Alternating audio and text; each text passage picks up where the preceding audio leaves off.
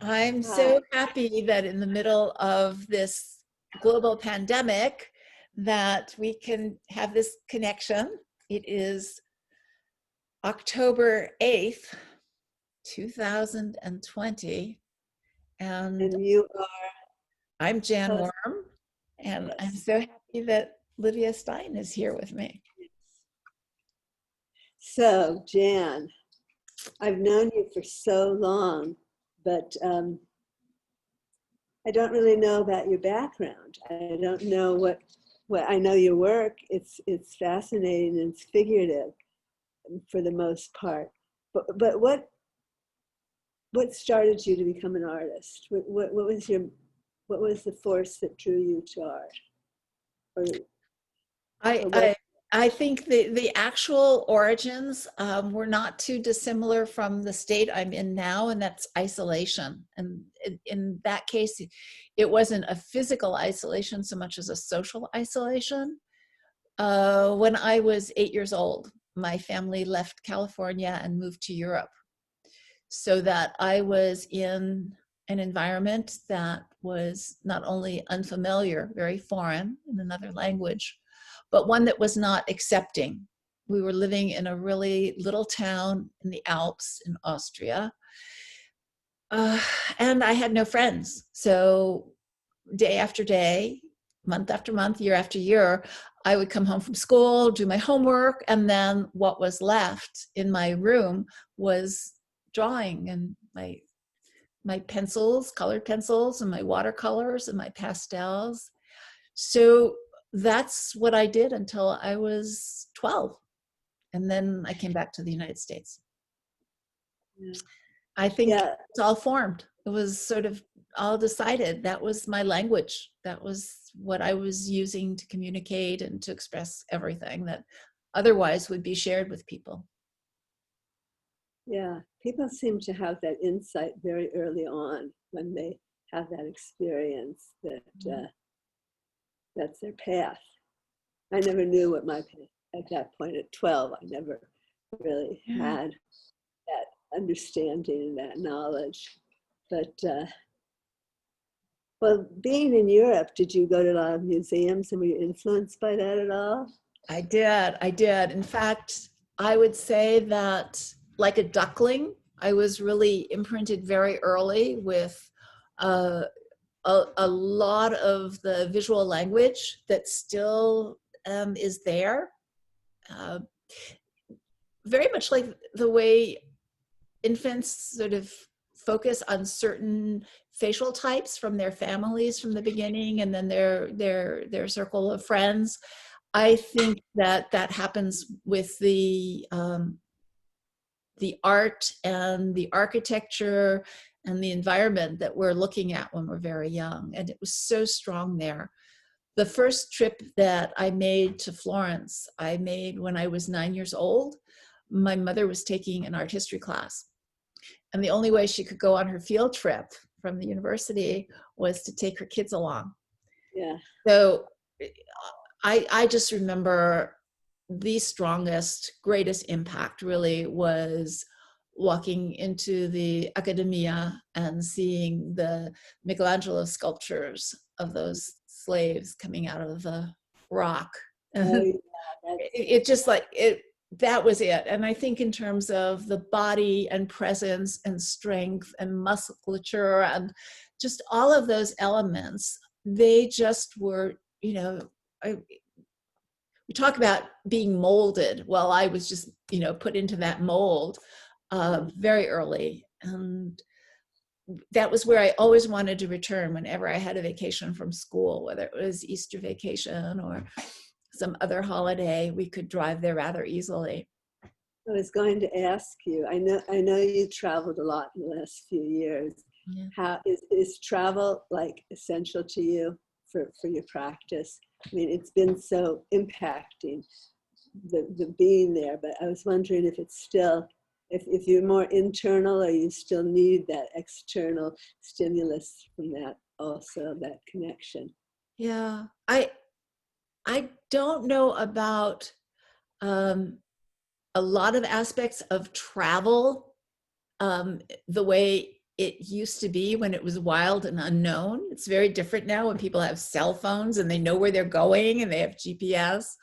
But that wandering and the exploring and the unknown was very stimulating when I was young. And then I think it became more a passion for feeling and making a new place home.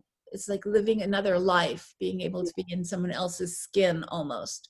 That I would go to the same places, and I had a different wardrobe and a different suitcase for each kind of trip that I made, each place I went, and taking on the different possibilities in other languages that way, both visual and literally the language. Yeah. It helped shape who you are, all those experiences. It certainly sharpens your observation, I think, of others and the subtleties of how people communicate.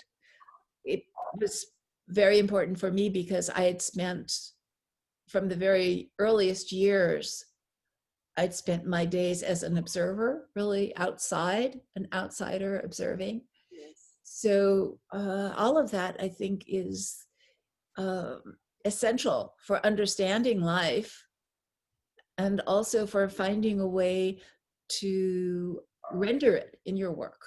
And that's what I was interested in. Yeah, it's very interesting.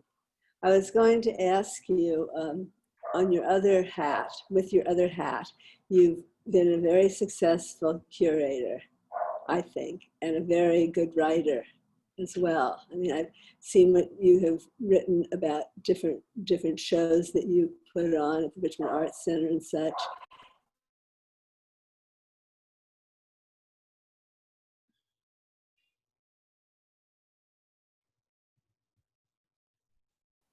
Good information in them. And I was just curious how that curating and working with other people's work had influenced you, or whether what it did for your own work. Yeah. I think that's been the greatest gift, actually, at this stage of my life, to have the privilege of doing these different things that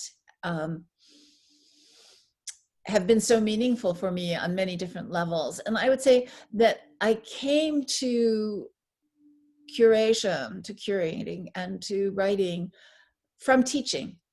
And I think teaching was the first step. That what excited me about teaching was not the idea that I'd be imparting skills or tricks or anything to students, but that I would be imparting a way of seeing and a passion for the art that we were looking at. So it was really about the work. And that also was the foundation for curating and for writing, was to be able to illuminate and share art, the art that was really important. I think that recently I thought of that because they have the modern, SF Modern has a retrospective of David Park. Yeah. And when you were at the Richmond Arts Center, you found a way to show a lot of his earlier work and his drawings, if I recall. And I just think that, you know, and you did that with Diebenkorn too. You took the personal and you pushed it to the point where we could see a little bit of maybe around the corner of who that artist was in his daily life. I think that's the advantage we have of being artists in curating and writing about art, is that we know intimately what it is to be in the studio and to be working, so that we can recognize what's going on in the artwork, and that we can also appreciate what the sketchbook, what the drawing, what the final work say to us about the whole process of thought and development that the artist has in the studio. So that was both very exciting in terms of the world and being able to share that insight, whatever insight I might have looking at the work as an artist, but also because Diebenkorn had been my teacher and because Park had been Diebenkorn's teacher, Yeah. it really explained a lot to me about my own work and my own process and how and why I came to the things that I valued. Yeah. Well, it was a great gift to participate in all those things. Thank I you. really enjoyed the time. Yeah. It's very exciting. I remember at the Berkeley Arts Center when you brought a lot of artists in for interviews, people that you'd gone to school with in LA and people that you knew. It was very thrilling. I'm always amazed at how people think of the Bay Area and LA as being separate and disconnected, and that there's so much distance between, because I remembered, as you, growing up in LA and finding that there was a lot of movement back and forth, that people who taught at Berkeley all came to UCLA, where I was, and people in LA would famously drive up to San Francisco to have breakfast. You know, they drive at night, and that you could fly on PSA for $6.20. You know, it's like, just go down to the airport. I know, PSA with the mini skirts and the pink and orange, and it was totally, totally wonderful. That's from the early 70s. Yes. This is at Berkeley, yeah. So that's very interesting. What else do I want to ask you? What do you do when do you have a structure for working and for trying to get through a day's practice of work? I mean, I think it's the hardest thing. It's the hardest thing for older artists, particularly ones that have a bag of tricks they've been using for years, and maybe that bag of tricks isn't working as easily. Mm-hmm. And what would be your average day? So that's really interesting, because I don't have an average day anymore. That's the big change for me. I did have routines. My days were all the same. If you asked me what I did for 40 years, I would just be able to give you one day and that would cover everything. And things are really different now. And they opened up and started changing about 10 years ago. So if you talk about the decade of my being in my 60s, where I was no longer just painting. I mean, for decades, all I did was I got up, I went to the easel, and I just painted all day. And now I've been working on different projects. So 10 years ago, I started working with photographs that I drew on and making books. And I thought it was like one-off project. And then a couple of years later, there was another thing that I thought was just the right medium and the way of presenting what I wanted to express. And then I did another project and another project. And before I knew it, I had a decade of that kind of work. So I was going back and forth. Your own work, photographs that you took, Yes, photographs that I took. Yes. So the first project was in a cemetery that I came upon that just, I was overwhelmed in this one particular cemetery, and I felt the ghosts all around me of the people who'd passed away and of the people who had been mourning them, who had also from the dates probably passed away. And so I went to that cemetery. I made three trips to it because it felt a little transgressive to be doing what I was doing. But that was my first book, was drawing all those people I was reading about in the cemetery. Yeah. And then I had another very strong experience going to San Quentin, and I did a book about, obviously, not the experience of San Quentin, but what it would feel like to be a visitor. That I could could work with. And Yeah. so I've done a number of projects like that where the photographs have all been the basis for the drawings in one way or Oh, another. you make drawings of them also. So I make drawings actually on the photographs, and then I photograph that and make the book out of that.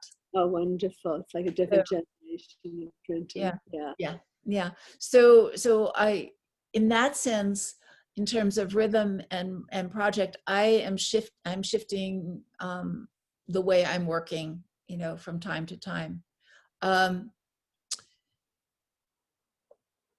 Like getting the work done, really, when you talk about this shift after you've already done 40 years of painting or 50 years of painting, and how do you maintain that same focus or commitment, and how does it have the same urgency? Because when you start out, there's an urgency to the work always.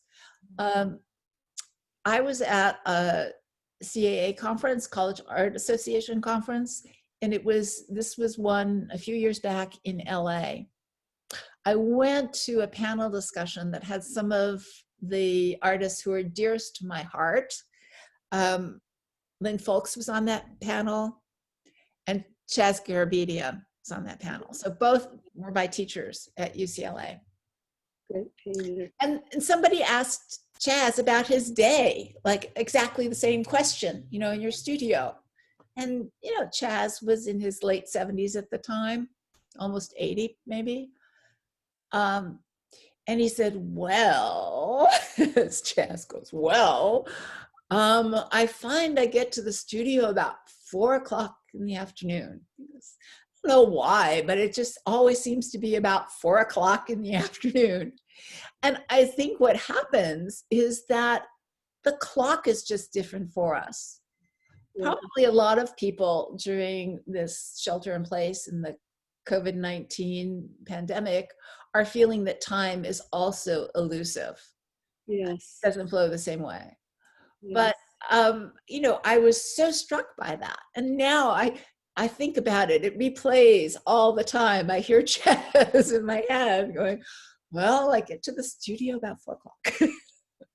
And you find inspiration just being there to start working, perhaps, or is it a struggle to start the work?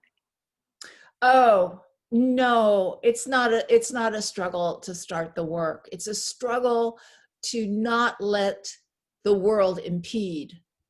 I think there's a desperate sense that I need to take care of things now, that there's so much to take care of, that's otherwise would have been extraneous, or that you always feel you could do it later, whether it's cataloging your work, inventorying your work, labeling it, going through images, all those kinds of things, which is why I still have drawers full of boxes of slides, because I just never went through them. So there's that sort of stuff that kind of hits me in the morning. So it's a lot harder to block that now. That's what I find. Not that it's harder to get started in the studio with work, but it's harder to keep the world at bay. Keep the world out. Yeah.